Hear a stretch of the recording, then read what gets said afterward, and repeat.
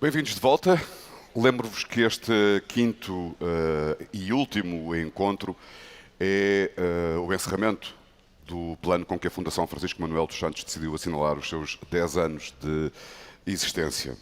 10 anos ao encontro dos portugueses. No encontro anterior, em setembro, questionávamos o futuro do planeta e acabámos por constatar de uma forma muito óbvia, com alguns dos maiores especialistas mundiais, que uma grande parte das respostas se encontra no oceano. Na altura questionávamos o futuro do planeta. O que vamos questionar aqui nesta última sessão é diferente. É o futuro da humanidade, não o futuro do planeta. Pode não ser preciso, no limite, tratar do planeta se não houver humanidade. Ou então,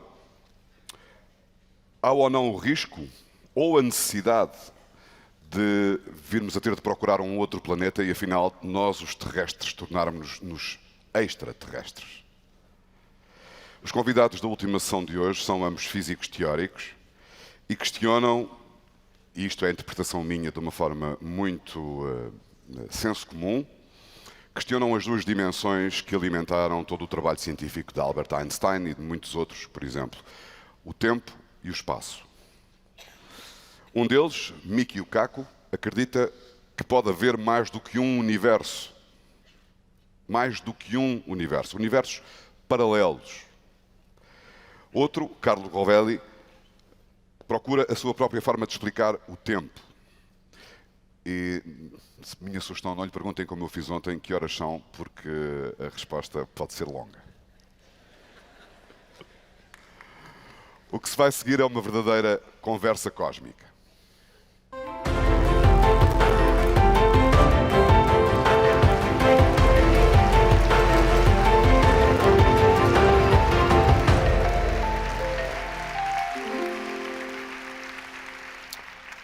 Please be welcome. Take your seats, please.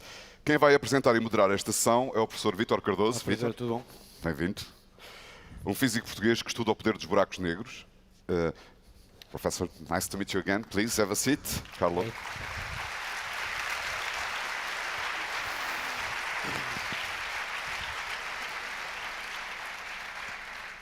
Vítor Cardoso é professor de Física no Instituto Superior Técnico e, entre muitas outras coisas, estudante, investigador de buracos negros, do poder dos buracos negros. É também professor visitante nas universidades de Amsterdão e de Tóquio, pelo menos. É o anfitrião desta conversa cósmica. Vítor. Olá, obrigado a todos. É um prazer estar aqui convosco neste espaço fabuloso, num dia maravilhoso e a celebrar ciência num dia muito especial para todos nós. Obrigado por terem vindo. Eu agora vou mudar para inglês. 100 years ago, there was a now famous headline in the Times of London. It read, "Revolution in Science, Newtonian Ideas Overthrown." There was an eclipse in 1919, and scientists measured the deflection of light of distant stars as it passed close to the sun. And this very tiny deflection showed that the prediction that Newton's theory of gravity had was wrong. So Einstein's description of gravity finally triumphed, and with it a completely different understanding of the universe and of the cosmos. Time was no longer a fixed thing, something that you measured in one and every clock, was a plastic and elastic entity. Time is an illusion, Einstein said. Shortly after we started to understand the content of the field equations of Einstein's theory, we also understood that it contained the description of the universe itself. We were finally able to think about the universe. How does it look like? Is it expanding? Is it static? Just in terms of the mathematics of the Einstein's description. And when you think that you can understand something, then you get some responsibility for that thing. We have some responsibility for the cosmos. We need to understand where matter came from, where the universe is going, what exactly is governing the distance between the stars, how stars grow, how stars evolve, how galaxies die, right? 20 years ago, we knew already, of course, that the universe is expanding, but roughly 20 years ago, we realized that it's expanding at an ever-increasing rate. So the universe is getting colder as we speak.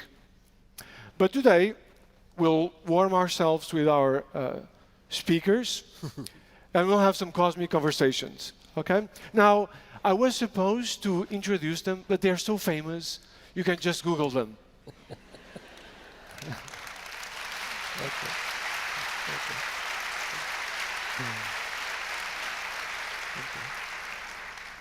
But let me just tell you two curiosities about them. The first about Professor Michio Kaku. It's my pleasure really to be here sitting with him because the reason why I'm in physics, well, at least one of the reasons, is one of his books. When I was finishing high school, you know, the only book I ever carried along was one of Professor Kaku's books. So thank you. That's right. Of course, I still read Professor Rovelli's books whenever I need to give a talk or a course, because it's an amazing source of inspiration. And actually, I just learned that in Italy, his books are the most translated books ever, second only to Pinocchio. Amazing. Thank you. So, without any further ado, let's start our cosmic conversations with Professor Michio Kaku. Thank you so much. Mm-hmm.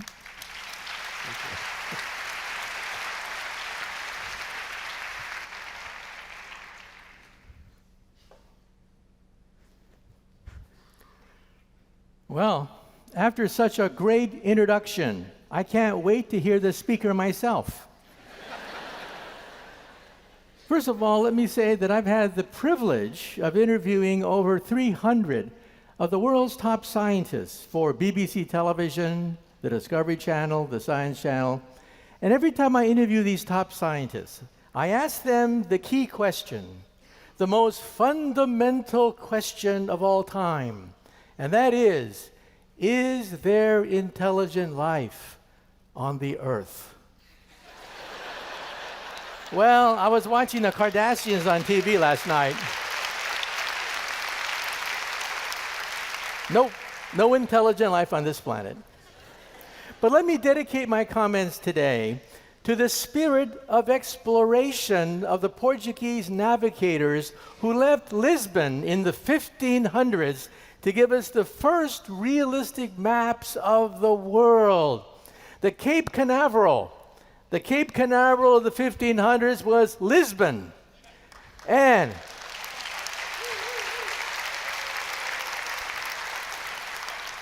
the astronauts that braved unknown dangers were the Portuguese navigators of the 1500s. So I'd like to dedicate my comments for that. And let me also say that in the books that I've written, I've tried to explore the frontiers of science. Where is physics taking us? Into the realm of even science fiction. In my books, I talk about time travel. I talk about teleportation.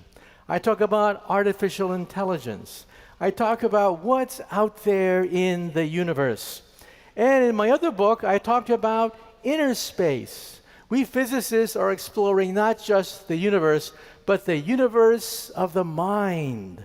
With MRI charts, we were able to calculate the blood flow of the living brain to understand its secrets. For example, some of the darkest secrets of the brain we can now expose. For example, everyone believes, but no one could prove until now. Everyone believes that, well, when a man talks to a pretty girl, he starts to act stupid. Absolutely true. We have brain scanned men talking to pretty girls, and sure enough, blood drains from the prefrontal cortex, and they start to act mentally retarded. Absolutely true. And in my book, The Future of Humanity, I talk about the future of the space program. And where are we going to go throughout the universe? And that's a subject of today's lecture. But maybe one day we'll even encounter intelligent civilizations in space. You know, I'm on radio, and some people call me on radio, and they say, Professor, you're wrong. You're wrong. The aliens are not there. The aliens are here. And I ask them, how do you know that? And they say, I know that because I've been kidnapped, they say. I've been kidnapped. I've been in their flying saucers. Well, I have a word of advice. The next time you are kidnapped by a flying saucer, for God's sake, steal something. There's no law against stealing from an extraterrestrial civilization. No law whatsoever. You're not going to go to jail, and you'll have proof.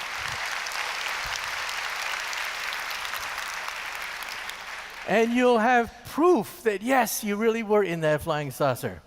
Well, today, let's talk about the space program, cosmology, the universe, and the world of Einstein. But first of all, some people ask a fundamental question. Why bother? Why do we want to go into outer space? Well, the dinosaurs did not have a space program. And that's why they're not here today. How come there are no dinosaurs here today? Because they did not have a space program. But we do have a space program. And every time I look at this picture, I say to myself, what are these dinosaurs thinking? One dinosaur is probably thinking, oh, this is going to really ruin my day. And the other dinosaur says, aw, shucks. Well, you see, the dinosaurs were wiped out not just by an asteroid or a comet, but the Earth faces threats all the time. In fact, on a scale of 5 billion years, the sun will eat up the Earth. Either we leave, adapt, or die. That's a law of physics, practically. 5 billion years from now, we will have the last nice day. The sky will be on fire. The oceans will boil, the mountains will melt, and we will go back into the sun. You know, the Bible says, from dust to dust, ashes to ashes. We physicists say we came from stardust, and we will go back to stardust. And that's not the only danger facing us. Supervolcanoes, ice ages. Did you know that 99.9% of all species on the Earth go extinct? Extinction is the norm for life on the Earth. We think of Mother Nature as being warm and cuddly. Yes, Mother Nature can be warm and cuddly, but every once in a while, nature gets bored with us and wipes out 99% of all life forms on the planet Earth. If you don't believe me, dig underneath your feet, and you will find the bones, the fossils of the 99.9% of life forms that are now extinct. But you see, we're different. We have a space program. The first era of exploration was in the 1960s, but it was not sustainable because of cost. You realize that in 1966, the moon program cost 5% of the United States federal budget. 5% of every dollar you paid in income tax went to the moon program. That's unsustainable. And that's why now we're entering the second golden era of space exploration. And who's leading the charge? Believe it or not, billionaires are leading the charge. Elon Musk is putting his checkbook where his mouth is, and helping to bankroll a new fleet of rockets.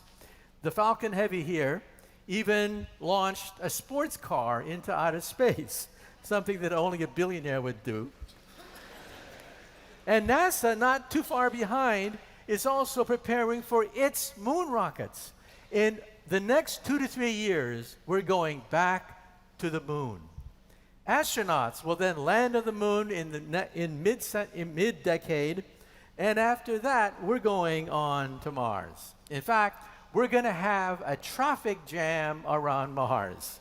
and the moon. Who's going to the moon? NASA is going to the moon. SpaceX is going to the moon. Blue Origins, the spin-off of Amazon, they're going to the moon. The Chinese are going to the moon. We're going to have a traffic jam around the moon, and I personally think that our descendants, we don't know when, but our descendants will probably honeymoon on the moon. And now we have the BFR, the world's biggest rocket. And Elon Musk has said that he wants 1,000 of these to create a colony on Mars over the next 20 years' time. Some people think that time frame could be a little bit accelerated, but look, as long as he's paying for his money with his space program, I say, sure, go ahead, I'm not paying for it. This is the BFR, the world's biggest rocket. B stands for big. R stands for rocket. And you know what F stands for.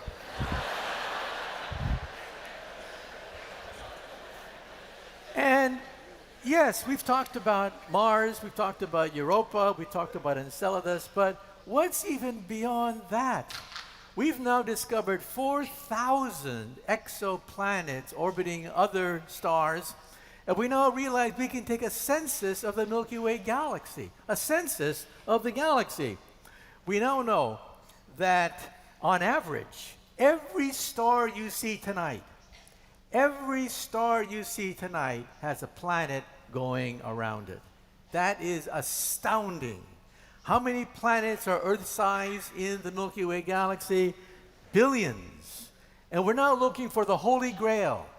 The Holy Grail of planetary science is to find a twin, not a super Earth, but a twin of the Earth in outer space. A twin with liquid water oceans, perhaps with oxygen, perhaps in the so-called Goldilocks zone of being just right from the mother star. Yes, we hope one day to find a twin of the Earth in outer space. And what are we going to do about it? Well, we hope to visit it. My late colleague, Stephen Hawking, liked the idea of sending chips into outer space to reach the nearby stars.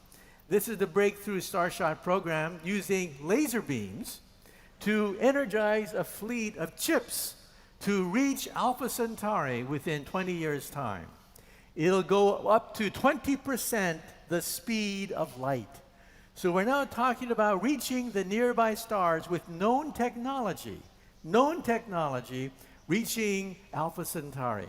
And in the Alpha Centauri system, we have Proxima Centauri b. It is an Earth-like planet, only 4 light years from the Earth. That's a hop, skip, and a jump. And beyond that, we're now talking science fiction. It turns out that in France, we're building the ITER fusion reactor.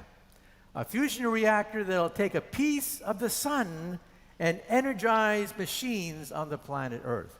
And what is the fuel for a fusion reactor? Seawater. Hydrogen from seawater can be burned to give you energy the same way the sun gives us fusion power and lights up our world. Well, why not build a fusion rocket? We physicists have done the math, and yes, the fusion rocket would be much larger than the Saturn rocket here, but it could conceivably reach 50% the speed of light. The design that I like best, coming from science fiction, is the ramjet fusion engine. It is an engine that needs no fuel whatsoever. It looks like an ice cream cone. It scoops up hydrogen from interstellar space in the forward direction, burns it in a fusion reactor, and then can approach light speed all for free. It does not require any fueling whatsoever. It simply scoops up interstellar hydrogen, burns it in a fusion reactor. And then, of course, if you're a fan of Star Trek, you want antimatter rockets. Antimatter is the ultimate source of energy in the universe, 100% conversion of matter into energy if you could build a rocket that has antimatter as its basic fuel. The problem? Well, it would bankrupt the planet Earth to do this. Small detail. But this rocket here is the ultimate rocket capable of reaching the stars. And then I have my own personal point of view.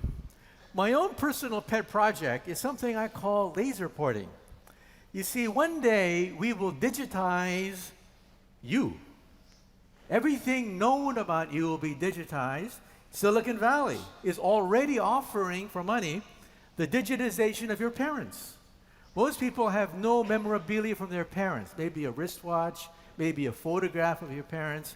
Why not have your parents digitized so you have them always?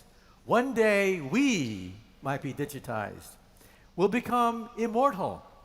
All your memories, personality, all your traits can be digitized so that you can have a conversation with your great-great-great-great-great-grandchildren and live forever. This is called the Connectome Project, where we're digitizing the human brain itself. You know, just a few months ago, it was announced that we can now digitize the brain of a fruit fly. Every single neuron of a fruit fly can be located, put in a computer, and we can, in some sense, simulate the brain of a fruit fly. Now, our brain has 100 billion neurons, a lot more than a fruit fly. But one day we will digitize the human brain. And what are we going to do with it? I say, shoot it into outer space. Put it on a laser beam and shoot it to the moon. How long would it take for you to go to the moon? 1 second. To go to Mars, how long would it take for you to go to Mars? 20 minutes. To visit Pluto, maybe 8 hours. In other words, you could have breakfast in New York, where I live. At brunch time, 10 o'clock, you can be on Mars. Visit Saturn and Jupiter in the afternoon. Visit a few asteroids after that, and come back to the Earth with no problems whatsoever, with known technology. You see, on the moon, there would be a mainframe that downloads your information of your laser beam, downloads the information, and puts you into an avatar. The avatar is superhuman. Looks just like you, except it is super strong, super beautiful, super whatever. And you can then roam the universe in a superhuman body without having to breathe the poisonous atmosphere with any gravitational field, explore the universe. Now, let me stick my neck out. I think that this already exists. I think aliens from outer space, they're way past booster rockets. They're way past accidents. They're way past weightlessness. They don't bother with that. They simply digitize their soul and send their soul on a superhighway and explore the galaxy at the speed of light. In fact, this could already exist. Next to the Earth, I'm of course speculating, next to the Earth, there could be a superhighway containing all the digitized souls of alien life, and we are too stupid to know it. How would we even know it? And then, of course, what lies beyond that is the mystery of creation and black holes. This is a picture, the world's first picture of a black hole, taken by lashing together the information from several radio telescopes. It is so powerful that it can detect an orange sitting on the moon from the planet Earth. This is a black hole. And then the question that even children ask is, what's on the other side of a black hole? Now, the short answer is, I don't know. But if you take Einstein's equations and simply solve them for a spinning black hole, you find something very interesting. In 1963, mathematician Roy Kerr from New Zealand solved Einstein's equation for a spinning black hole. And he found that black holes do not collapse to a dot, they collapse to a ring of fire. And if you fall through the ring, you don't die at all, but you wind up in a parallel universe. And if you go through the ring a second time, you wind up on a second parallel universe. Now this, of course, is pure mathematics. What we have to do is quantize this. And this is then what I do for a living. When you quantize it, then we can ask the question of how stable is this object? Now, my colleague Stephen Hawking looked at this very carefully. And he said, first, you need positive energy to open the gateway, according to Einstein's equation, according to what is called the Kerr metric. Then you need negative matter, or negative energy to stabilize it so it doesn't crush you when you go through it. And is it possible to actually go through the wormhole? Well, Stephen thought, yeah. Time travel, he thought, would be difficult, but wormhole travel seemed to obey the known laws of physics. But we'll have to wait until we can calculate quantum corrections to see whether stable this is.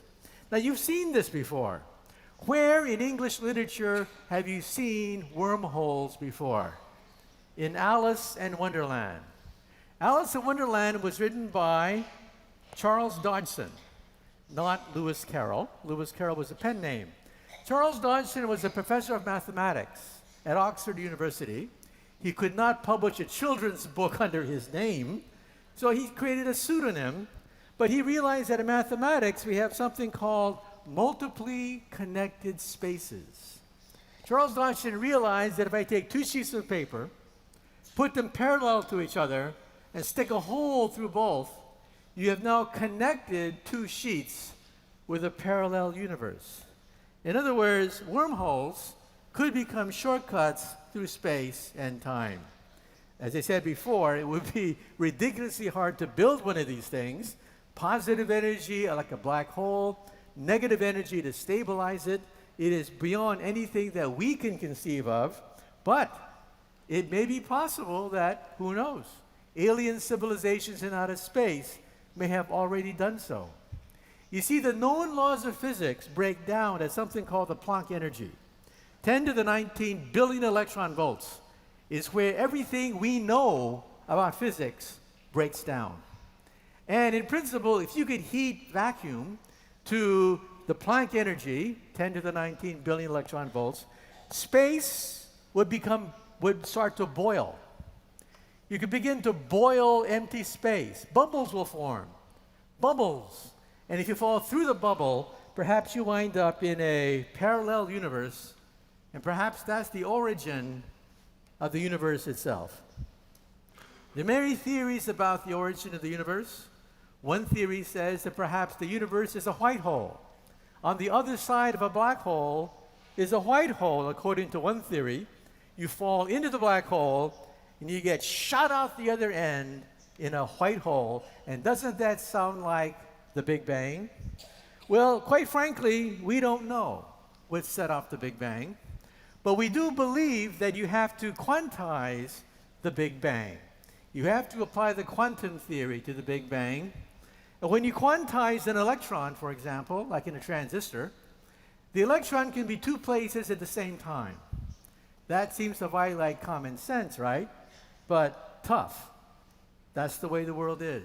Get used to it. So if the electron can be two places at the same time, why can't the universe be two places at the same time? In other words, the Big Bang itself perhaps had parallel universes. And how do we prove all these fantastic theories? Well, with a machine. We have built the Large Hadron Collider, a gigantic machine outside Geneva, Switzerland, to, in some sense, recreate a mini universe, to recreate some of the conditions of the Big Bang itself. 27 kilometers in circumference, the biggest machine of science ever conceived of, and we finally found the Higgs boson. And you may say to yourself, hooray, hooray, we found the Higgs boson. But then the question is, what does it all mean? Where is it all going? Well, folks, this is it. This is the end product of 12 billion euros, the end product of 20 Nobel Prizes that have gone into creating this. This is the theory of almost everything. It is called the Standard Model. It fits all the data. It is the end product of thousands of physicists working with one goal: to recreate conditions of the early universe. What's wrong with this? Well, nothing's wrong with it. The only problem, it is also the ugliest theory known to science. It has 36 quarks and antiquarks, 19 or more free parameters, 3 carbon copies of quarks and leptons and Yang-Mills particles. It is a theory that only a mother can love. This is it, folks. Billions of dollars to create the Standard Model. Can nature be this cruel to give us a theory like this? I like to think of it as getting a whale, a platypus, and an aardvark, scotch taping them together and saying this is nature's ultimate, finest evolutionary end product, the end product of a million years of evolution on the earth. Well, you see, this is not quite how Einstein thought it would progress. Let me say a few things about myself. When I was 8 years old, something happened which changed my life. It just turned my whole life upside down when I was 8 years old. When I was 8 years old, they announced that a great scientist had just died. And I still remember a picture. That evening's pictures changed my life. That picture was a picture of his desk. And the caption said something like, "This is the unfinished manuscript of the greatest scientist of our time." So I said to myself, why couldn't he finish it? I mean, what's so hard that a great scientist couldn't finish it? Why didn't he ask his mother? It's a homework problem, right? So I went to the library and I found out that this man was Albert Einstein. And that manuscript that I saw on the evening news was the unfinished theory of everything. He wanted an equation no more than 1 inch long that would, quote, allow us to read the mind of God. And for the last 30 years of his life, he chased after a theory which would unite all the laws of physics into a single theory, perhaps no more than 1 inch long. I've read his memoirs, I've read his book, The Unfinished Manuscript, and he keeps saying, I'm missing something. I'm missing a principle. I'm missing a paradigm. What does it all mean? How are we going to fit everything together? Well, there is a paradigm that could, in fact, unite everything. And that paradigm is rich enough to understand the entire Standard Model. And that paradigm is music. 2,000 years ago, the great mathematician Pythagoras wondered, what is music? And he took a lyre string. And he said, well, the lyre string beats at certain frequencies, discrete frequencies. And he said, aha, that is music. And that is the beginning of what is called string theory. We're talking about the fact that music is the only paradigm rich enough, complex enough, sophisticated enough to explain everything. Well, today we believe, though we cannot prove, very difficult to prove any of these theories, that subatomic particles are nothing but notes on a tiny rubber band. And when the rubber band vibrates this way, it's called an electron. When the rubber band vibrates this way, it's called a quark. And how many vibrations are there? An infinite number of vibrations. So what are the subatomic particles of the Standard Model? Nothing but notes on a violin string. What is physics? Physics is the harmonies we can write on vibrating strings. What is chemistry? Chemistry is the melodies we can play on interacting vibrating strings. What is the universe? The universe is a symphony of strings. And then what is the mind of God? The mind of God, according to this theory, is cosmic music resonating through hyperspace. That is the mind of God. Now you may say to yourself, well, all that's nice and good, but how does that stack up against the data? It turns out that the Standard Model with 36 quarks, 19 free parameters, 3 generations of particles are predicted by string theory. Music, the music of Einstein, the music of the quantum, are nothing but different notes on a vibrating string. So what's the catch? There's always a catch. The catch is, this theory is so successful, it predicts other universes. It predicts a melody of infinite number of parallel universes. There's a new paradigm coming out. Not everyone likes this, but let me explain what it is. Our universe is a bubble. We live on the skin of the bubble, and the bubble's expanding. That's called the Big Bang Theory. But string theory is a quantum theory. Therefore, it can be two places at the same time, which means that we have a bubble bath of parallel universes. And so when these two bubbles collide, or when these bubbles fission in half to create a baby bubble, that's the Big Bang. So what is the Big Bang? The Big Bang is nothing but the collision of universes or the peeling off of a baby universe from another universe. And what are we going to do with this? We're going to test it. The next particle to be discovered by the Large Hadron Collider, we hope, is the photino. It is a particle which is neutral, stable, and massive, and we hope it makes up dark matter. Dark matter is what holds the Milky Way galaxy together. It is invisible, and we hope to find the particles that make up dark matter in the Large Hadron Collider or the next generation of machines beyond the Large Hadron Collider. Already, the Japanese, the Chinese, and the Europeans are now bidding to create the next accelerator beyond the Large Hadron Collider. And from that, we hope to answer some of the deepest secrets of creation, like the universe. Is it possible to create a baby universe? Is it possible to be a god? And in some sense, one day, if you can harness this cosmic power, manipulate space and time itself. Well, I'm running out of time, so let me say two things. First, some of you have my books. I'd be more than happy to sign your book after my talk. And after I sign your book, you can go to eBay and auction them off for money. Yes, you can make money on today's talk. And second of all, let me say a few things about myself. You see, when I was a child, I had a role model. That role model was Albert Einstein. Let me tell you my favorite Einstein story.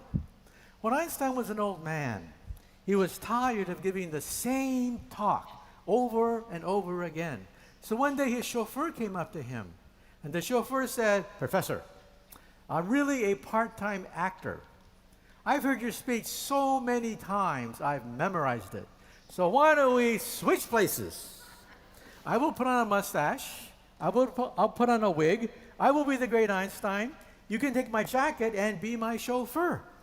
Well, Einstein loved the joke, so they switched places. This went along famously until one day, a mathematician in the back asked a very difficult question. And Einstein thought, oh, the game is up. But then the chauffeur said, that question is so elementary that even my chauffeur here can answer it for you. Thank you very much. Thank you.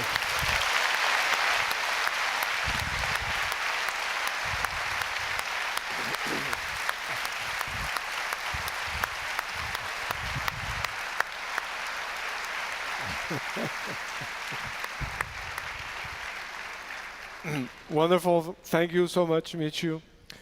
The clock is ticking, but there's still time to talk about time. So let's hear Professor Rovelli.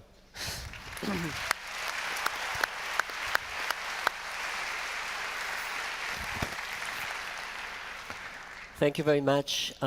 Thank you all of you for being here. It's a pleasure. Thank you, Vítor. I was in Lisbon this summer for a month visiting Vítor research group. He works in gravity, similar to me, and it's a pleasure to be here. It's a difficulty to talk about Professor Kaku, of course. He's a great speaker. But let me say something. I belong to a different kind of scientists. I don't believe in string theory. I don't believe in multi-universes. I don't believe in going faster than light in the galaxy, sending our mind there. I also think that science is fantastic, is beautiful, but it has a lot of limitations. We humans are not so powerful, and science needs a sort of humility and recognizing our own limits. That's the way I think we can best address the difficulties, which I agree with Professor Kaku are there and are in front of us. So, in this spirit, I'm not going to talk too much about speculations. What could it be? Are the universe or strings or things like that? I speculate. My science, it's a lot speculation about how the world could be.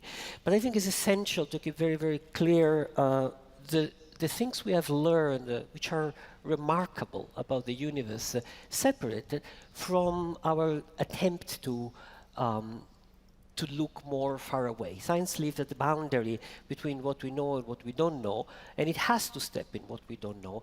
But at the same time, especially in communicating to the large public, it should be very clear what is known and what is not known. I'm going to talk about time. I will use this 27 minutes to talk about time, and not to tell you everything we know about time, because there isn't time for that, but tell you a few things which I think are amazing about what we have discovered about time, and also what we think might be true about time.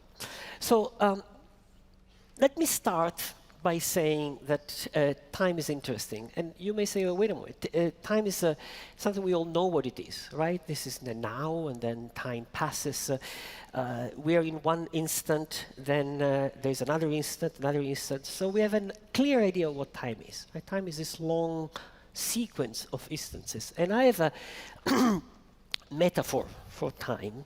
Time is this long line that passes, that goes from a very far away past all the way to a very far away future. Let me just tie it here. And let's see if I can make a knot. My first article was about knots and quantum gravity, so I should be able to write a knot. Okay. So we are here at some time. Let me bring the now here. This is a now. This is before, this is even before, this is yesterday, a month ago, the Big Bang. Who knows, maybe before the Big Bang, we don't know. This is tomorrow, after. So this long line is our metaphor of time, this way of thinking of time. That's the past, that's the future. They're completely different. The past is fixed, we remember it, we have pictures about us in the past. We don't have picture about us in the future. Future is open. We don't know what's going to happen. We know what happened in the past. Time passes, so this I have to move it because time has passed a little bit, right? Between one point and the other, say between the beginning of my talk and the end of my talk, there's half an hour. So clocks measure a half an hour between this event and this event. Every clock would measure half an hour. This is really half an hour between two instants. And at each instant, so now, we are in the same now, right? In this instant, we are together in the same now. And somebody in the moon, somebody on Mars, somebody in a different galaxy, we're all in the same now. So time is pretty clear. Almost everything I've said is wrong. Is factually wrong. Wrong in the same sense in which if I say the Earth is flat, it's wrong. If I say the Earth does not move, it's the sun which is moving around us, that's wrong. That's factually wrong. Of course, the Earth is roughly flat. If you take a map of Portugal, it's roughly flat, right? So to some approximation is okay. And if we just look at our relative motions here, we can say, well, this Earth is not moving, I'm moving with respect to the Earth, that's also okay. So this picture of time I gave, it's good, but is a picture of time which is only good for us in our daily life. As soon as we look far away in the stars or in the small, in this powers of 10 that this afternoon started from, as soon as we go to larger scale or smaller scale, this picture of time goes wrong, completely wrong. And I want to tell you why.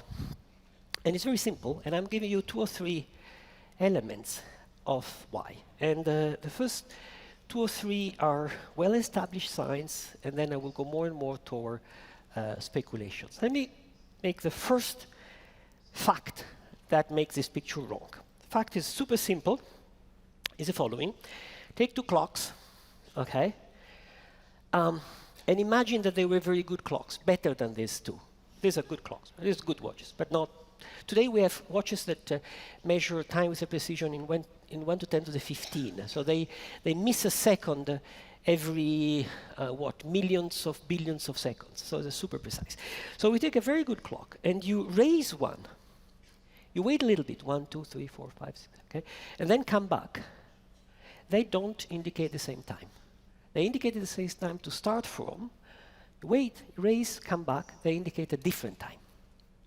So up here, and I really mean 1 meter, we can do this experiment in laboratories today at a meter of altitude difference. Up here, there's more time than down here. It's not just clocks. If you live up there, you live longer. You have more time to think. Flowers have more time to blossom. Pendulum has more time to pendule, and so on. So there is really more time there than down. Your head lives longer than your feet, unless you live upside down. This is a fact, and you say, how is it possible? Well, you just measure it, and it turns out to be true. What is spectacular is that Einstein predicted that much longer before having clocks good enough to measure it, but it's a reality. So this means that between 2 points here and here, the amount of time is not fixed. It depends whether you're up or down. Now, why we don't see this usually? Because the effect is very small. You need a very, very precise clock to see it. But the effect is very small here on Earth. If you go, Jupiter is already stronger. If you go near a heavy star, it's even stronger. If you're near a black hole, clocks is almost stopped. They slow down enormously when you go near the black hole. And in some speculative models in which we are studying today, in many groups, including my group in Marseille, if you go inside a black hole and you wait long enough for quantum effect to happen, you may come out. But you can go in and come out after a fraction of a second in your clock, in your time, while outside in the universe, billions of years have passed. So it might be that a black hole is actually a shortcut to the future. It might be, we don't know. But we know for sure that time has this extraordinary elasticity. So this line is just a bad metaphor for time. From here to there may be 1,000 years for somebody and a very short time for somebody else. That's the first point. Second point, why this is wrong. And this is also something we have understood very, very well. Einstein has understood very, very well. But in my opinion, this is the most striking discovery of modern physics. So let me try to present in this way. What do we mean by now? I said we are all in the same now. Well, you see me, right? You see me, I am now. And I see you, sort of, because there's this light. But I do see you as you are now. Do we? Think for a moment. If you see me there, it means that light has moved from me to you up there. Now, light is very, very fast, but it's not infinitely fast. It takes a little bit of time. So when you look at me, you see me a few nanoseconds later. It takes maybe 100 nanoseconds to get to the end of the hole. So you see me how I was 100 nanoseconds before you're looking at me. And I see you how you were 100 nanoseconds after the moment I'm seeing you. So we're not looking at one another in the same moment. Now, of course, our brain resolves maybe a tenth of a second, maybe 100th of a second if you're a musician and you listen to rhythm very, very carefully. But this is much, much longer than the time lights take to go back and forth. So it's irrelevant. the time light takes to go back and forth, we don't perceive it. It's almost nothing for our mind. So we say we are just in the same now, but we aren't. There is this discrepancy. But now, I was 12 when humanity got to the moon. I remember, I don't know if you have heard the conversations between Cape Canaveral and the astronaut on the moon. How is it going? It's going very well. Okay? There was a time delay for light or radio signals to go back and forth. And if we go to Mars, which I hope it will be maybe 15 minutes or half an hour, depending where Mars is with respect to us in the solar system, for signals to go back and forth. So we cannot say right now on Mars because we see it, because anything we see on Mars is 15 minutes earlier. Now it turns out, and I'm not going through the detail, that if you fold together the fact that clocks go at different speed and the fact that light takes time and so on and so forth, careful, it is impossible to give meaning to saying at the same time at long distances. On Mars, we can say that there's something happening in the future, which is after a signal goes there, something happening in the past, so before I could see something there. But in between, there is a lapse of time on Mars, which is half an hour, which is neither future nor past for us, and they're equally present to us. So the very idea that there is a single present all over the universe is just not compatible with the way the universe is worked, with the way reality is made. There is no present in the universe. There is no sense whatsoever in asking what happened today on a distant galaxy in Andromeda. So the very notion of present now, it's an approximation which we use of talking to one another because we are close enough and we don't resolve small intervals of time.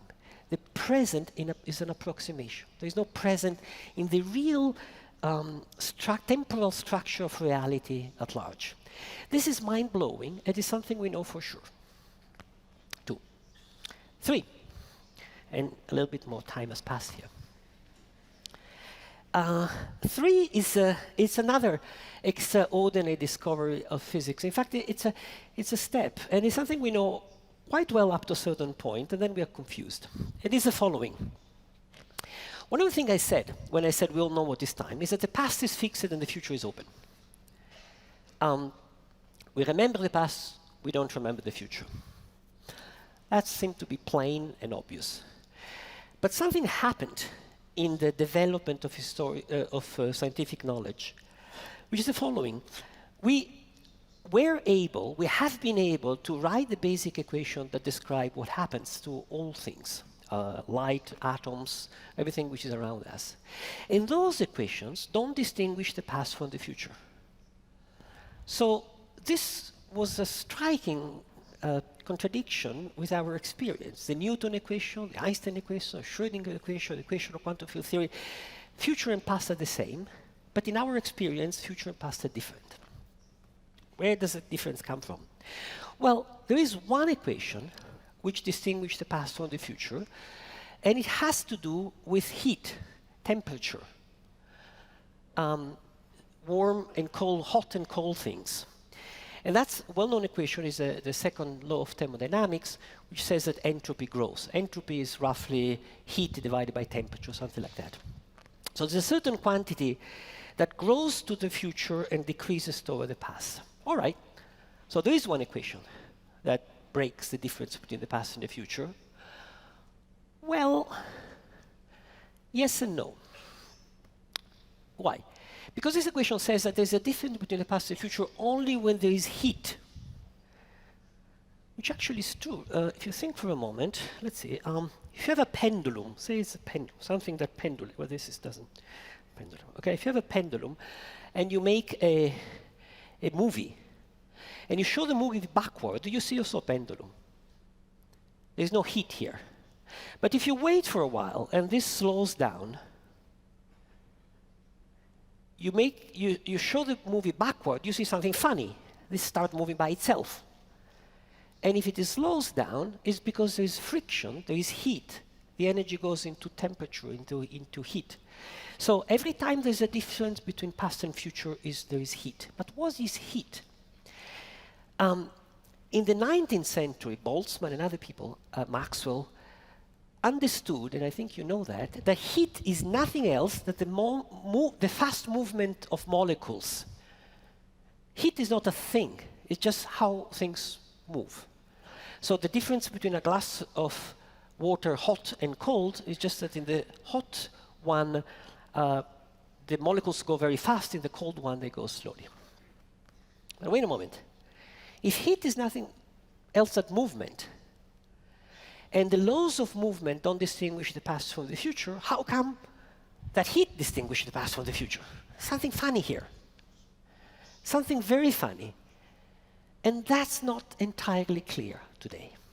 There's a part of the story which is clear, which is that the difference between the past and the future is that going toward the future, the energy gets dispersed into heat.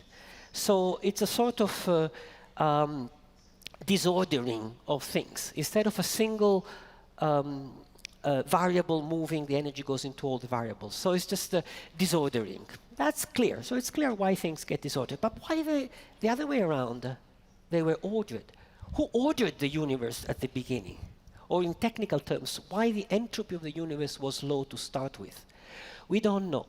I think I've speculated, and this is a speculation, that this difference between the past and future comes not from the microphysics, but from the macrophysics, from the fact that we don't look at the individual molecules, and therefore depend on the perspective on which we look at things.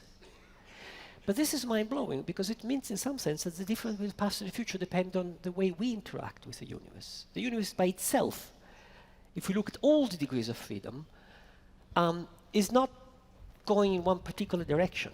It's our interaction with the universe that chooses one possibility. We look at the universe in such a way that the entropy was low at the beginning. Are we sure of that? No, we are not. But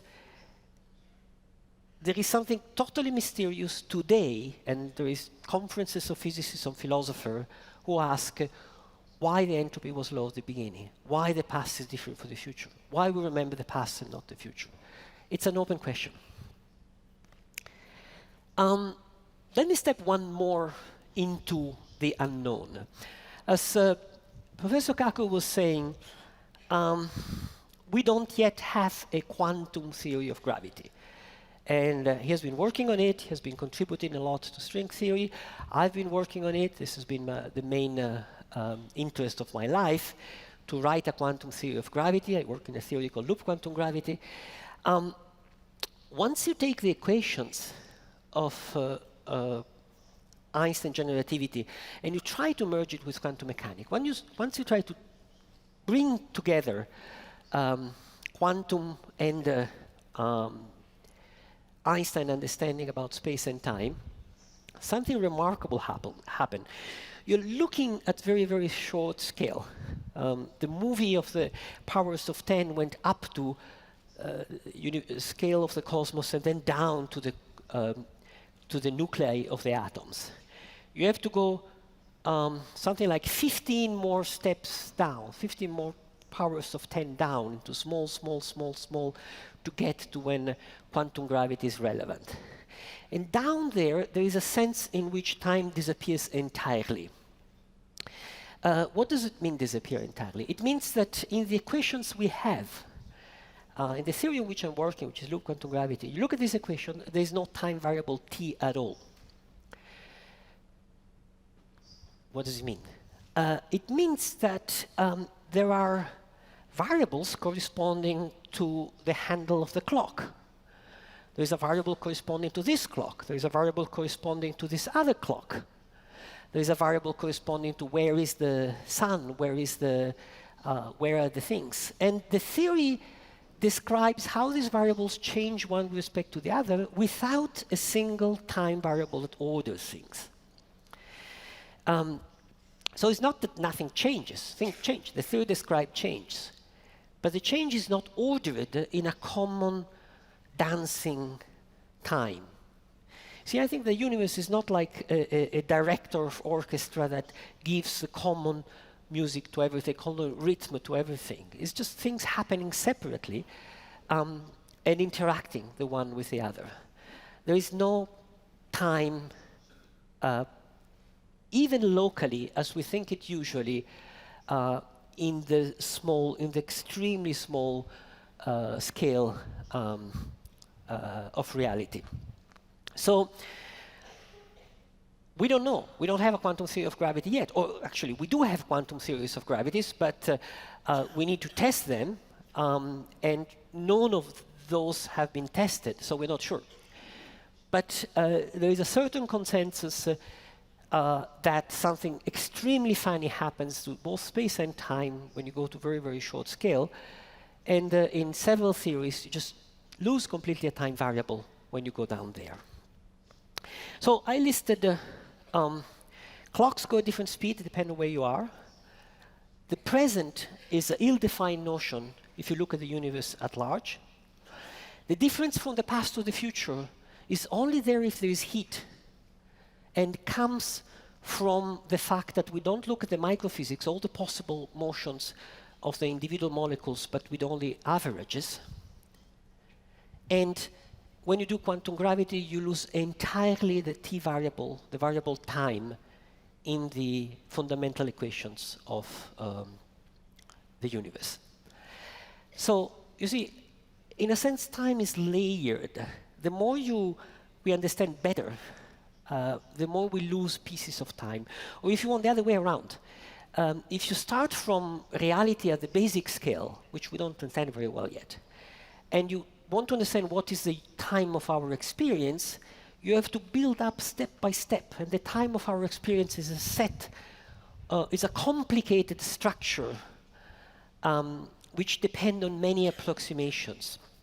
And I think that if we really want to understand time, simple physics is not sufficient. Not because there is something non-physical in the world, but because we are very complex systems ourselves. And to understand temporality in full, we need to look at this complexity. Caroline Pork was saying what characterizes life is complexity, and what characterizes us thinking mammals with this brain, it's an enormous complexity in the way we interact with reality in our brain. We have a feeling of time passing, very clear and very strong. Time is not something remote to us. It's something directly connected to our experience. We cannot even think at ourselves outside time. But this is not into physics. Physics is just a handle of a watch that moves. This is because we have memories of the past. We have anticipations of the future. So when you guys think about time, what you're really thinking about is the memories and the anticipations. But stones have no memory in the sense that we have memories. We have part of our brain, we are here, and we have part of our brain which is connected with what happened yesterday. I remember my father, I remember my grandfather. He's here, still there. So when I think about time, I think about these memories. I think what I'm going to do tomorrow. Tomorrow I'm taking a plane, I'm going to France, I'm going to London, to Cambridge. So for me, time is this memory, this anticipation, this window into the complex structure of reality, which is opened by my memories and my anticipations. But that is something real, but that depends on the specific structure of my brain. I shouldn't look for these memories and anticipation in the equation of physics, because it comes from a complicated physical thing. And it's more than that. And that's the last thing I want to say. Time interests us. Time is a topic that that raises. My last book is about time, and I keep getting people asking me about time. And in fact, my entire work has been fascinated by time. Why? Because time touches us directly, very, very directly. Time touches us emotionally. Time is what brings us things, but also what causes us losing things. we're going to lose things in time. With time, we're going to lose our parents, our friends, ourselves. We're going to die. Time is not emotionally amorphous for us. Time is very emotionally charged for us. And if you look at the philosophers, even very different philosophers, they all have stressed this emotional aspect of time. And if you're a physicist, you may first think, wait a moment, if I want to understand time, I have to take all this away, because we physicists are not supposed to look at the emotional aspect of things.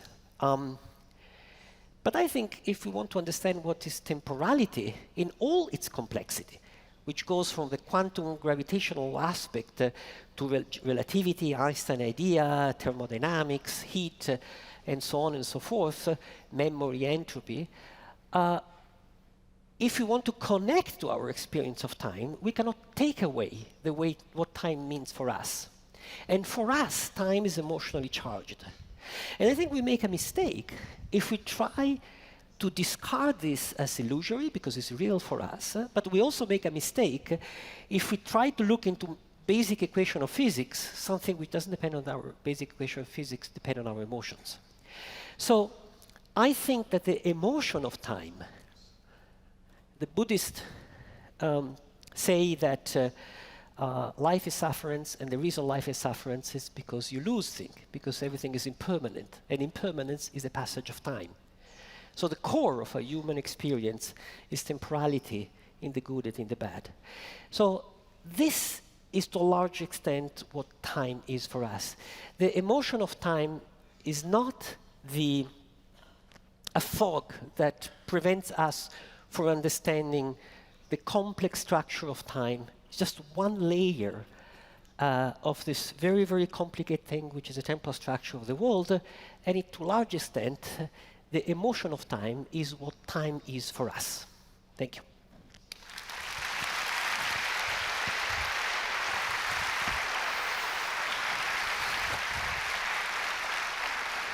Should I take away the... No. Thank you. Actually, what a fantastic exposition. We're now here. Somewhere here, we still have up to here to discuss a little bit. You know, a few months ago, I tried to have this conversation with my landlord. I was telling him, you know, time is very relative. It depends. No way, man. It's a month overdue. Pay me the rent.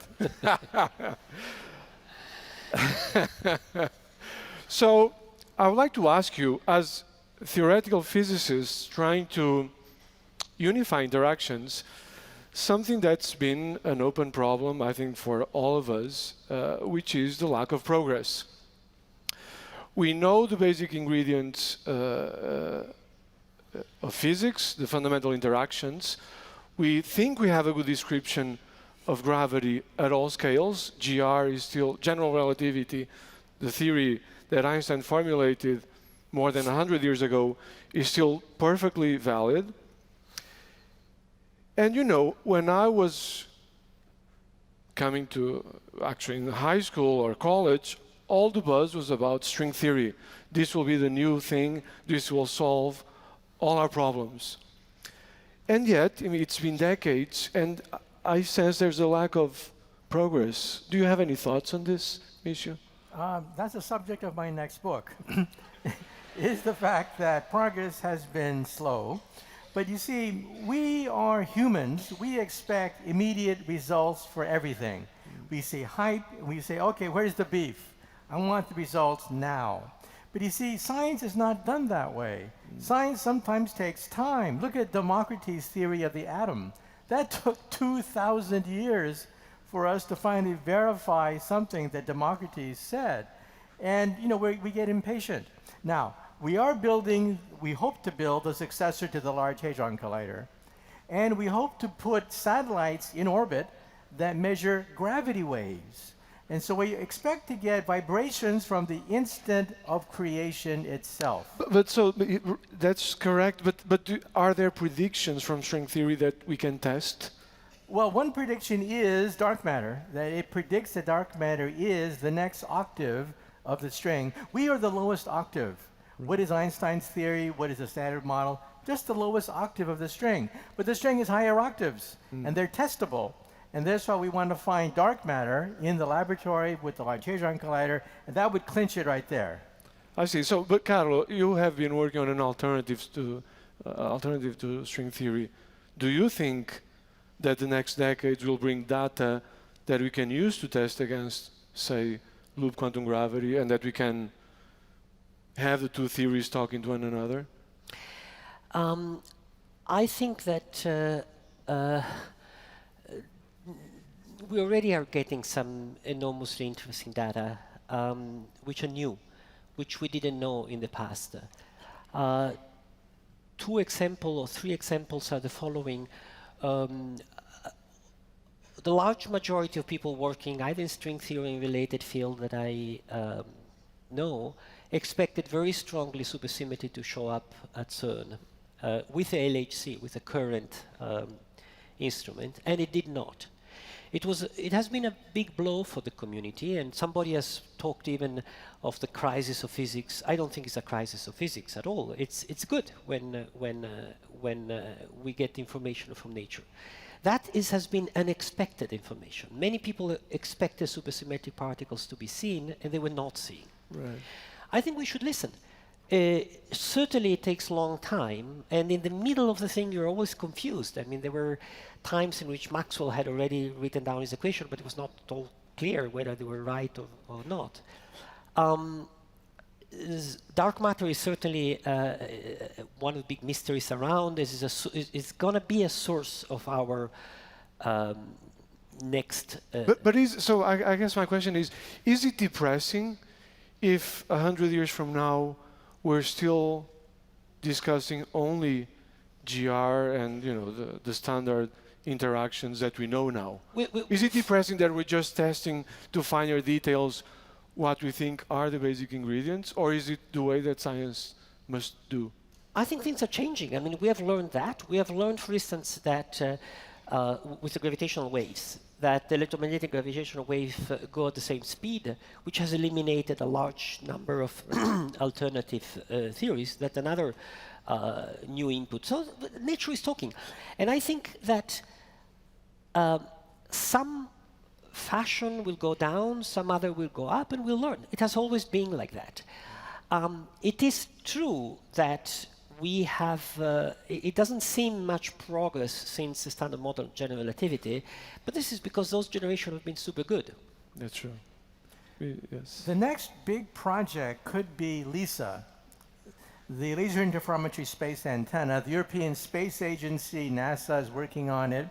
And we hope to get baby pictures of the instant of creation within a trillionth of a second after the instant of creation. Not 300,000 years after the Big Bang, but the instant of the Big Bang. And we hope to find evidence of an umbilical cord. That if the infant universe emerges from the womb, maybe we can find evidence of an umbilical cord.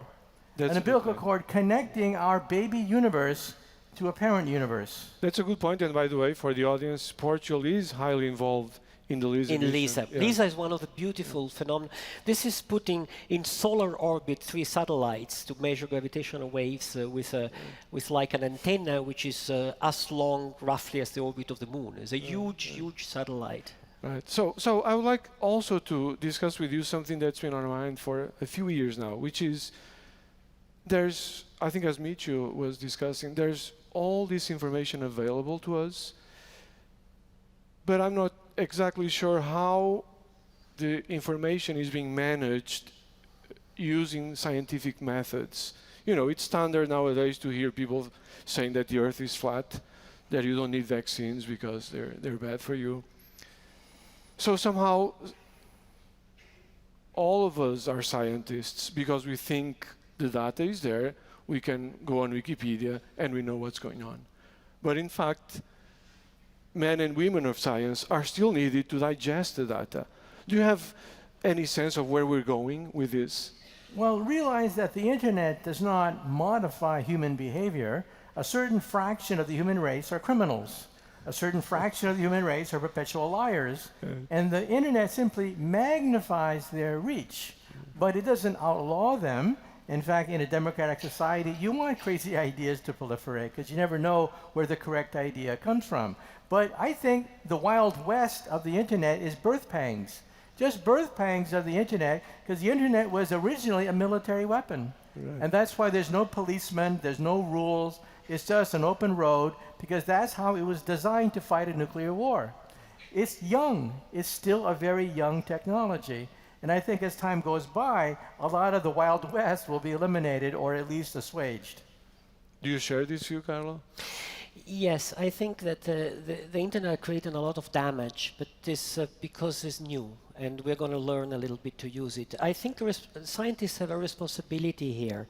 Everybody has a responsibility, but scientists have a responsibility of using it properly, in a sense, and distinguishing clearly what is known from our speculation, I think, will be helpful to scientists have to be reliable. Society needs competences. I want to, if I want my town to build a bridge and have it done by an engineering that there is a consensus is a reliable one. I don't want to be the one who checks the calculations of how to do the...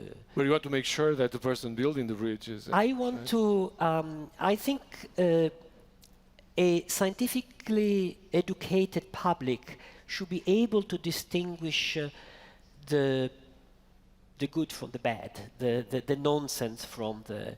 I don't think it's up to the public to decide which theory is correct, but it's up to the public to recognize where the competence is and up to the politics to define where the competence... I think there is something wrong in the idea, now all information is out, so everybody decides. I don't know anything about biology, so I'm not going to decide which biological theory is right of the creation of life, but I can recognize, I think I can recognize, I hope. I see that there is a problem in recognizing those who have some theories about the origin of life, which are interesting, credible, worth developing from nonsense. Yeah, but so how do we do it? I mean, so how do you stop this bad democratization of science? Like, you know, I'm not going to get my kids vaccinated because it's bad for them. What do you do about it? That's a very good case. I think that it's a case in which things went wrong. I mean, there's information that spread enormously for political interest, for cultural interest, for good faith of people getting confused, and somehow the importance of the vaccines was underestimated and interpreted. Not vaccinating a population is totally stupid. We're just doing harm to ourselves. Right. Well, you know, as Deng Xiaoping of China once said, when you open the window, a few flies come in. So you have to open the window. You have to let the breath of fresh ideas, good ideas, circulate in society. But yeah, you get a few flies coming in. Now the question is how you detect those flies. We're scientists, and we believe in things that are testable, falsifiable, and reproducible. So every time someone comes out with a theory, we have to challenge them. Where's the testing of it? Where's the reproducibility? Where's the falsifiability to this thing? Right, right. But do you think we have been doing that work well? No, I think that scientists, for the most part, are in their ivory tower, doing their own lab experiments, not engaging with the public, and challenging the public to have things that are testable, falsifiable, and reproducible, because otherwise the public cannot decide what is correct and what is not correct. So actually, in relation to this, I read recently, I think maybe in Harper's or something, that 1/3, let me see the number, 1/3 of youngsters would prefer to become YouTubers or influencers, whatever there is, rather than an astronaut. What's going wrong? You know?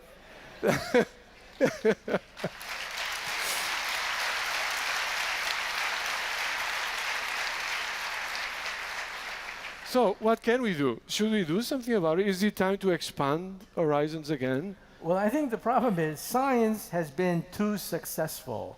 Because we have been successful, because we've gone to the moon, because we've gone to Mars, people say, ho-hum, been there, done that. Right. And people get bored, basically, because science is so successful. But that's why scientists have to come into the public debate. We have to then challenge when patently incorrect ideas are circulated because they can hurt people. Right. I mean, I don't mind if people talk about flying saucers because it's not going to hurt anyone. But when people start to talk about, the anti-vaccination movement and stuff like that, you're talking about people's lives at stake, people's future. At that point, scientists do have a responsibility to jump in. That's right. Do you agree with this, Carlo? 100%, yes, 100%. I don't know what can be done. Certainly, I see in many societies, with respect to 30 years ago, a decrease in confidence in competence. The people have less. And look, I myself went through a crisis here because I spent my life telling my student, think with your own head, think by yourself, which is the good message. And I myself, I went against my teachers, I went my own way, I've been rebellious all my life. But then I see a lot of, if you go, do an exercise, go to the websites of those people who believe that the earth is flat, okay? They have a slogan, think for yourself, don't believe your teachers. It's a And I good said, slogan. wait a moment, that was my slogan.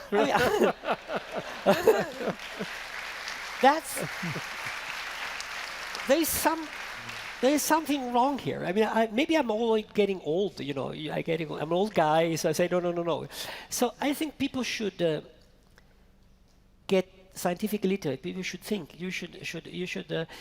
But at the same time, I repeat, we are not competent about everything. I think we do mistakes if we think that everybody can decide whether by himself whether the Earth is flat or wrong. It's not true. I mean, how do I know if the Earth is flat or wrong? I believe Vasco da Gama. I believe in Rodrigo Vespucci. I believe my history textbooks. It's a collective enterprise, and I think. It's not really everybody against everybody else in thinking. We have to collaborate in thinking. We have to trust one another. So we have to build a trust. It's like in politics. If we think that all goes well if we fight, everybody fights for himself, I think we go wrong and we make wars and disasters. If we think that we're a family, and of course we fought in families. Families are good, right? Because you fight with your brothers, but that's okay.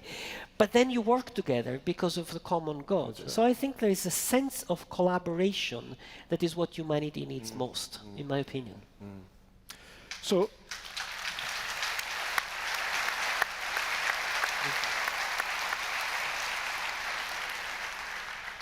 one final question before we go on to have some questions from the audience.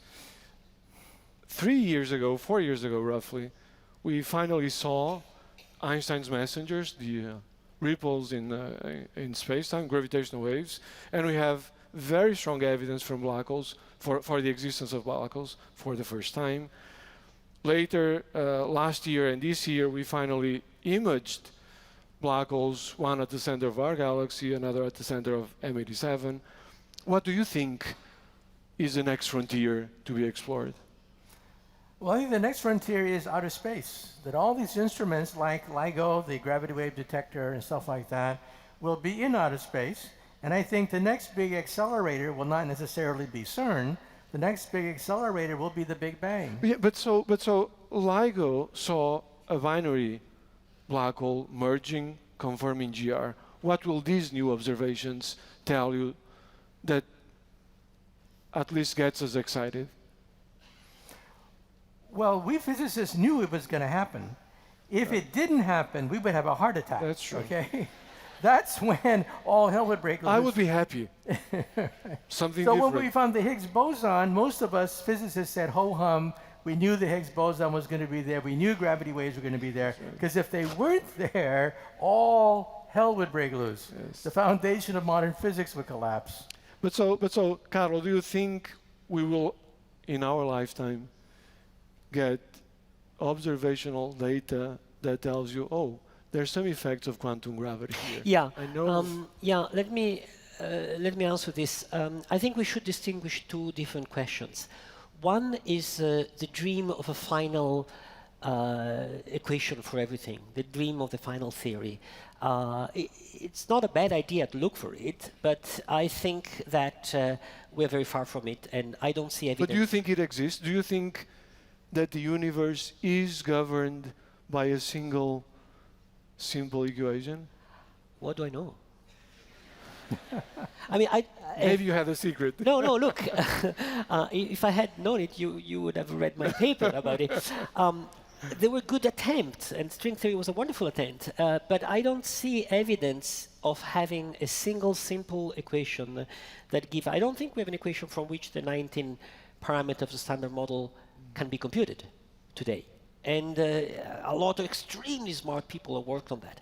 However, I think that the problem of unification, single equation for everything, and the much more contained problem of understanding the quantum property of gravity are two separate problems. They're not necessarily mixed. Some people think maybe, I think they're very separated. I think that we have a chance to understand the quantum aspect of gravity by themselves, and we don't have an answer yet, but I hope before dying, I really hope so, I'm optimistic, of having measured a signal from an exploding black hole, a correction of the CMB, some indication that dark matter is primordial black hole at the end of their Hawking evaporation, some of the phenomena which today are being studied in some theoretical laboratories, and there are people who say, look, the fast radio burst observed by the radio telescope might be an explosion of black hole, which is a quantum gravity phenomenon predicted by this theory.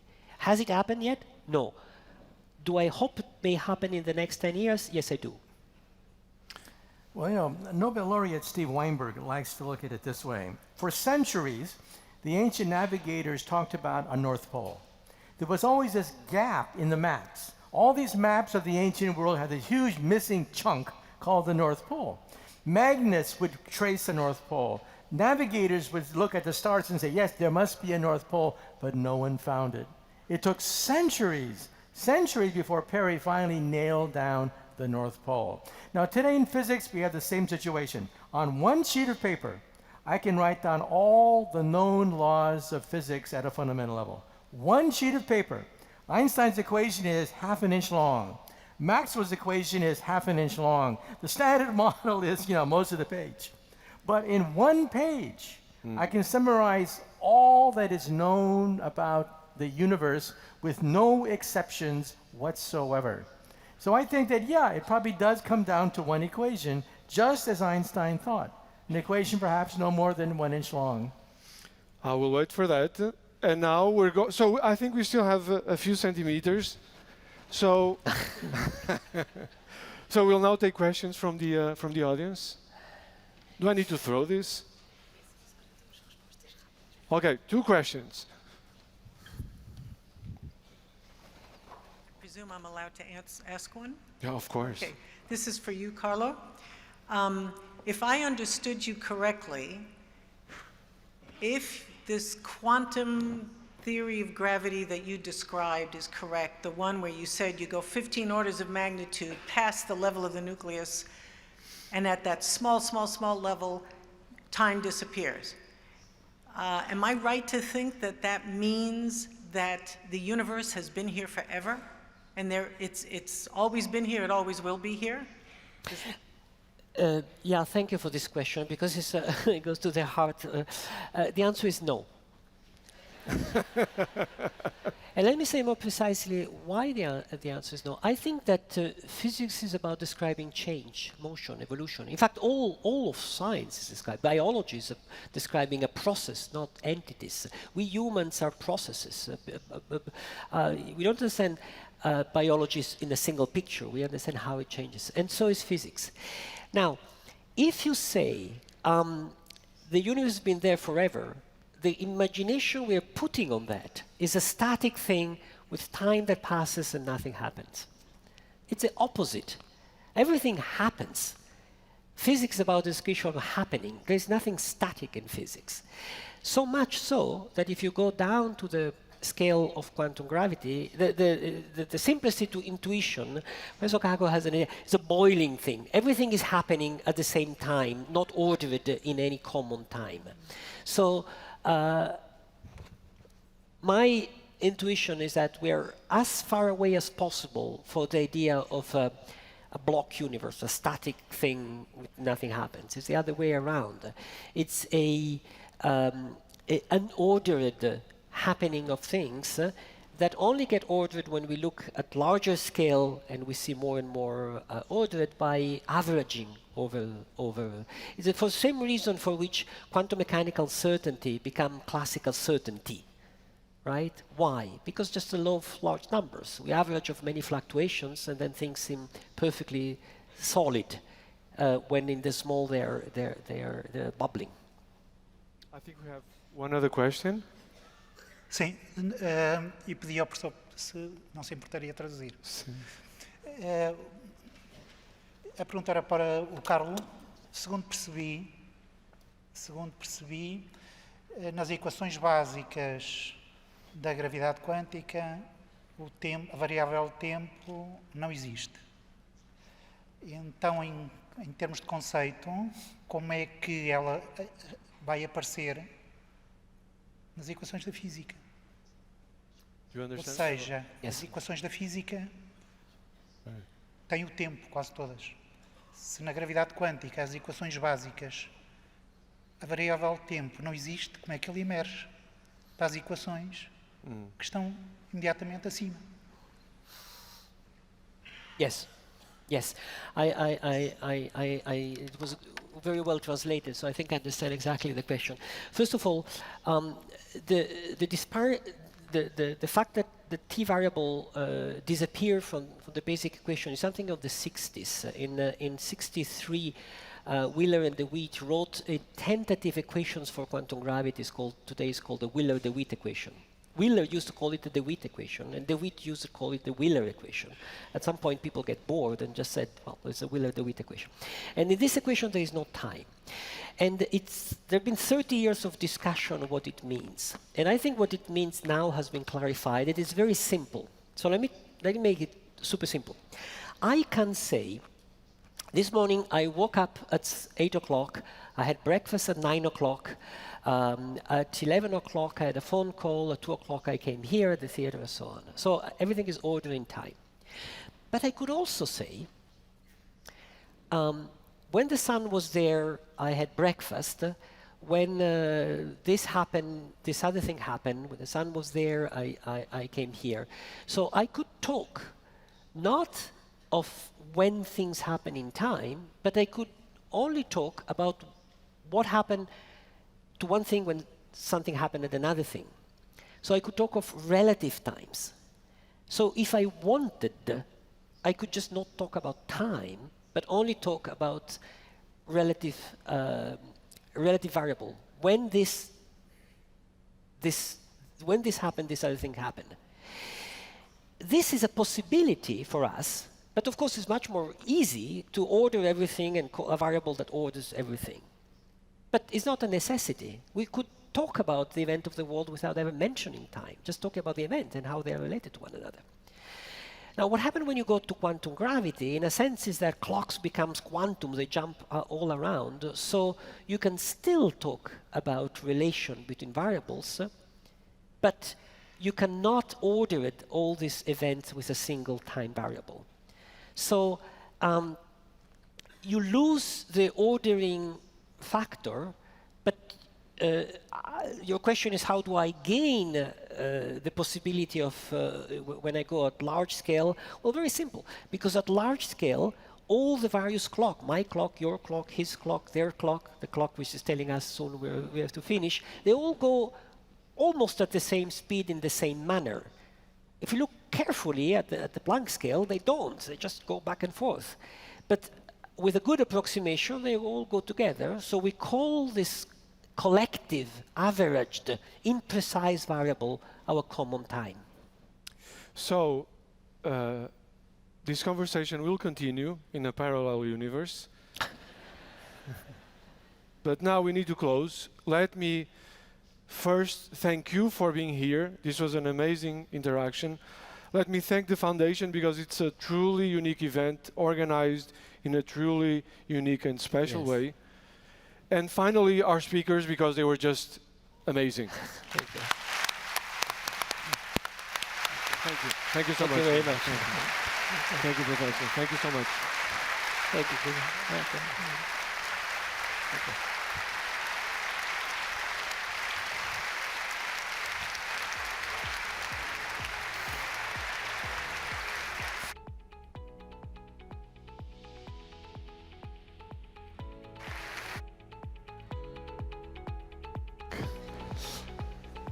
Penso que o meu já está aberto.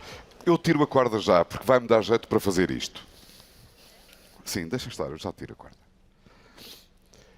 Portanto, nós estávamos onde é que estava o cascol? Onde é que está o agora? O que é que estará agora a acontecer em Júpiter, em primeiro lugar?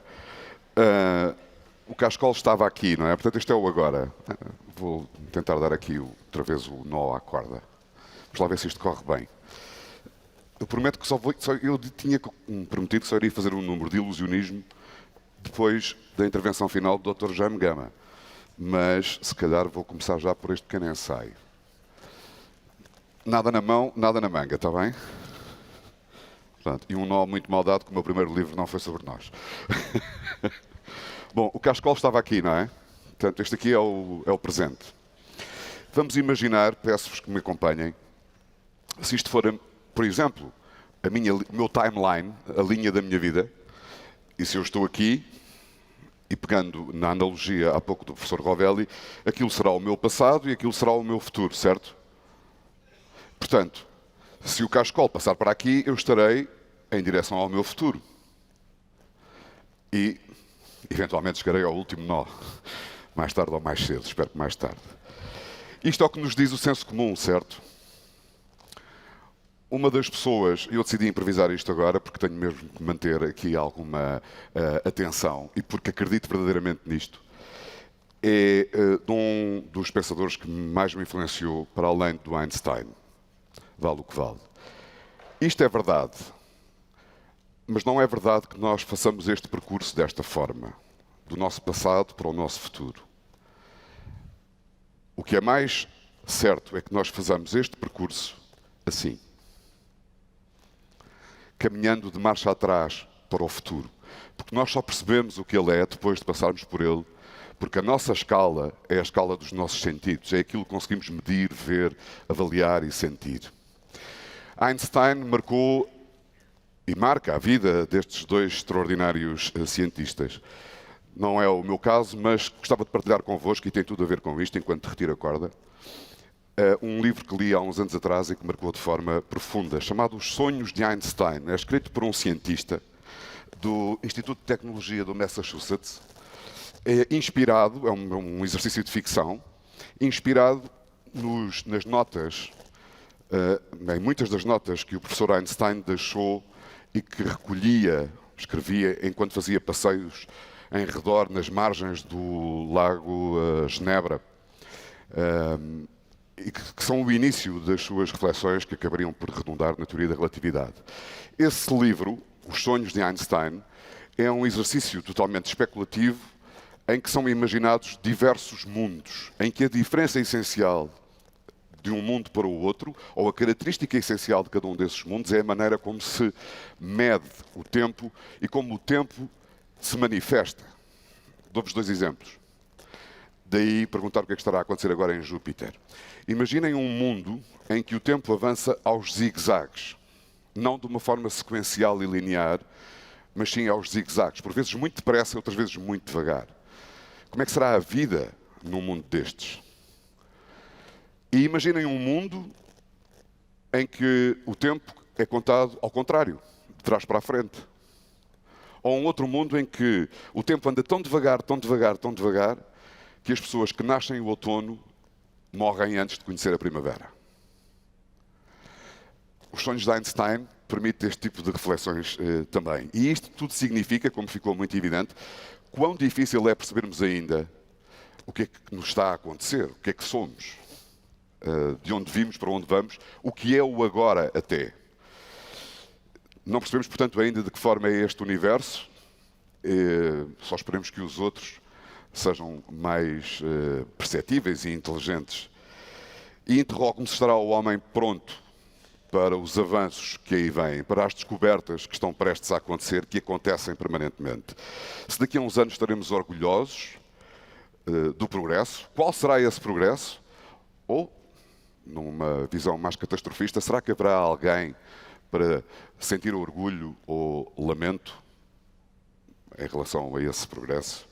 O que irá acontecer aos conceitos de bem e de mal?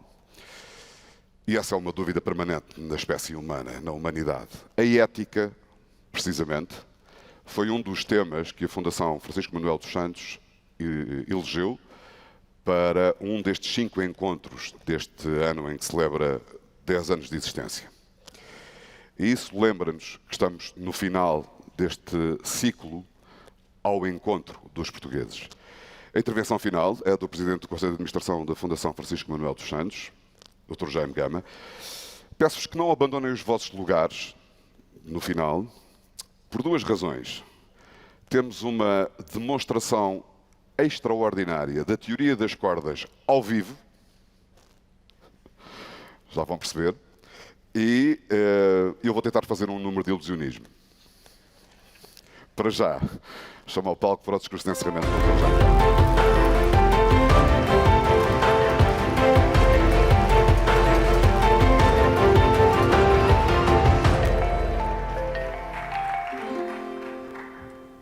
Eu serei muito breve, porque o pior que há no fim de uma sessão desta natureza é haver um discurso a despropósito. Mas queria dizer-vos simples palavras. Primeiro, que a Fundação Francisco Manuel dos Santos fez 10 anos.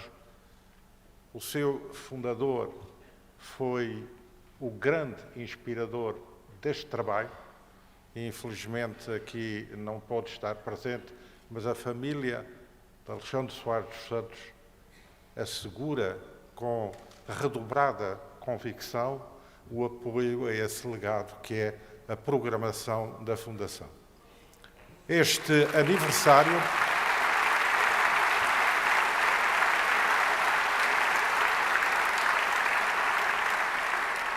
aniversário foi a comemoração de 10 anos, mas foi um 10º ano extremamente exigente. E com os encontros que fizemos, as publicações que editamos, aquilo que marcamos na sociedade portuguesa, com tudo isso, temos a consciência de ter dado um salto em frente bastante importante. A realização desta conferência, que vai ser, para nós também, um instrumento de análise e reflexão, creio que marca um ponto diferente na maneira de comunicar ciência, de comunicar conhecimento, de pensar.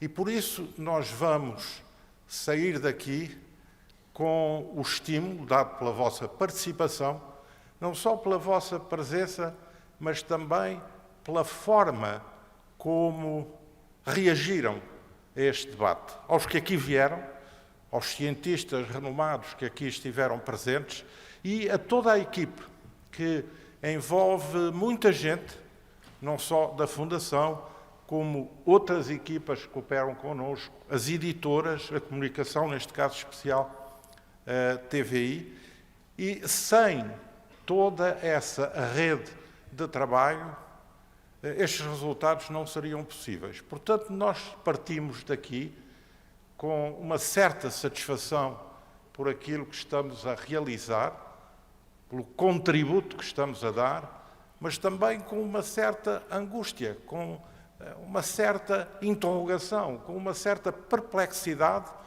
Será que vamos manter este ritmo de exigência ao ponto que conseguimos classificar esta plataforma?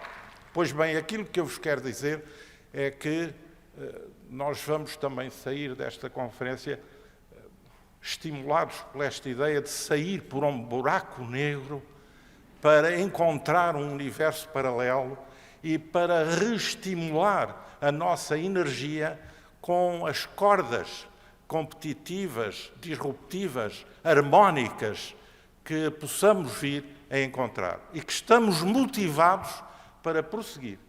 E que em 2020 vamos dar uma presença maior e melhor à sociedade portuguesa. É essa a nossa convicção.